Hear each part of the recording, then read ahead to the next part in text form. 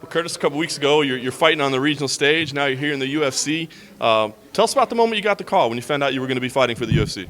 I mean, obviously, I was pretty excited. I didn't expect it to happen so soon. I thought it might happen like June or July because I did hear rumblings about the Chicago card. I was like, what if I get that? That would be awesome to debut there. But it's still awesome just getting a chance to join this organization and show everybody what I can do. I wonder, because in kind of reading some stuff about you, it's not like you were really pursuing fighting. It just kind of happened for you at other people's insistence. So was the UFC a dream for you, or were you even really thinking about it? I mean, originally being a wrestler, coming from a wrestling background, I always wanted to be a part of the Olympic Team USA roster. But then school just didn't really work out for me. So a buddy of mine, he kept like bugging me, like, hey, you should box. So I finally went to a boxing gym with him, started doing boxing. He's like, I can get you a fight. I was like, all right, well, I'll take a fight. And I took it, and it went really well, and I just kept going with it. So, yeah, it was a little bit in the beginning. Other people pushed me, but then after I saw how good I could be, I started really putting some drive behind it. So. You've had such success early on in your career, as you said, with all the finishes. What do you feel like at this level? Is it going to be a bigger challenge for you, or do you feel like you just kind of keep doing what you're doing?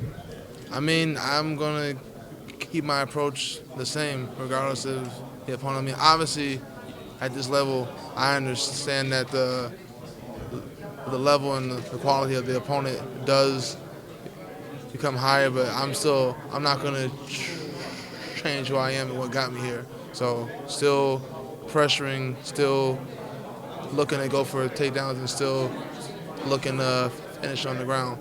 But I have been working on my stand-up, and if I do have to keep it standing, I am confident that I can finish on my feet as well. A lot of high praise. I mean, people are really labeling you a top prospect. Do you feel kind of a responsibility or a pressure as more attention is being brought on you? I mean, a little bit, but I've been doing this my whole life. Like with wrestling, I've always been like a top wrestler. So I'm used to people always saying, hey, man, you can't lose because you're not supposed to lose. I'm used to that all the time. So it's not really that big of a deal. I'm just fight to fight. Got to go in there and win, regardless of what the outside people are saying. Talk about your opponent. Obviously, you look pretty impressive in his debut. What have you been able to find out about him? Still a pretty much a newcomer as well. What do you think about his game? I think obviously he's a striker, so I know he don't want to be on the ground. His game plan is going to be keep on his feet. Mine is going to be to get on the ground at some time and point, first, second round. I don't know when, but I know he has heavy hands. He's a boxer, and I'm just looking for an opening, pretty much just pressure, striking into takedowns, not just blindly shooting into one like I don't know how to strike when I know I can. So. As you play this thing out in your head and if you visualize it, how do you think it ends on Sunday?